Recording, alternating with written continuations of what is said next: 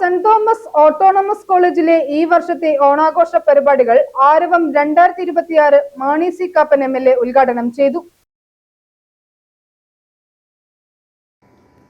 തെയ്യം, തിറ, പടയണി, ഗരുഡൻ തൂക്കം, കഥകളി, കളരിപ്പയറ്റ്, വടംവലി തുടങ്ങിയ വിവിധ കലാരൂപങ്ങളുടെയും വഞ്ചിപ്പാട്ടിന്റെയും അകമ്പടിയോടെ നടത്തിയ സാംസ്കാരിക ഘോഷയാത്ര ശ്രദ്ധേയമായി.